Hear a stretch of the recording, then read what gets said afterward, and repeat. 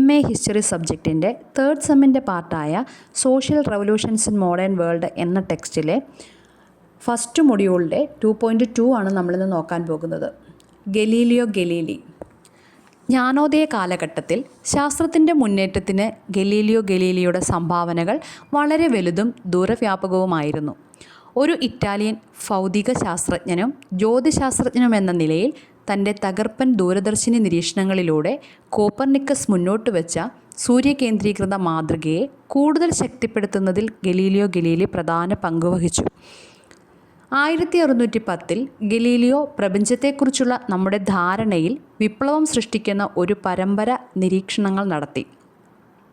ഒരുപക്ഷെ ഏറ്റവും ശ്രദ്ധേയമായത് ശുക്രൻ്റെ ഘട്ടങ്ങളെക്കുറിച്ചുള്ള അദ്ദേഹത്തിൻ്റെ നിരീക്ഷണങ്ങൾ സൂര്യകേന്ദ്രീകൃത മാതൃകയ്ക്ക് നിർണായകമായ തെളിവുകൾ നൽകി എന്നതാണ്.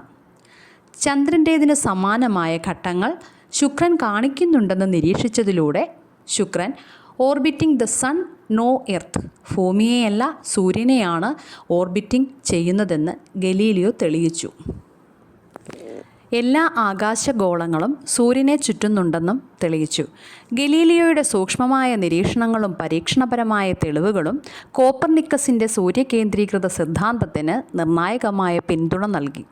നൂറ്റാണ്ടുകൾ പഴക്കമുള്ള പ്രപഞ്ചവിജ്ഞാനീയ വിശ്വാസങ്ങളെ വെല്ലുവിളിക്കുകയും സൗരയൂഥത്തെക്കുറിച്ചുള്ള പുതിയ ധാരണയ്ക്ക് വഴിയൊരുക്കുകയും ചെയ്തു.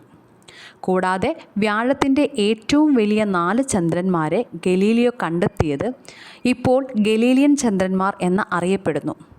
ജ്യോതിശാസ്ത്ര ചരിത്രത്തിലെ മറ്റൊരു വഴിത്തിരിവായിരുന്നു സൂക്ഷ്മമായ നിരീക്ഷണങ്ങളിലൂടെ ആകാശഗോളങ്ങൾക്ക് ഭൂമിയല്ലാതെ മറ്റു വസ്തുക്കളെ ഭ്രമണം ചെയ്യാൻ കഴിയുമെന്ന് ഗലീലിയോ തെളിയിച്ചു.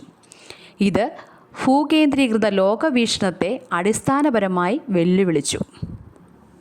വ്യാഴത്തിൻ്റെ ചന്ദ്രന്മാരെ നിരീക്ഷിക്കുന്നതിലൂടെ എല്ലാ ആകാശചലനങ്ങളും ഭൂമിയെ കേന്ദ്രീകരിച്ചുള്ളതല്ലെന്ന് ഗലീലിയോ കൂടുതൽ തെളിവുകൾ നൽകി.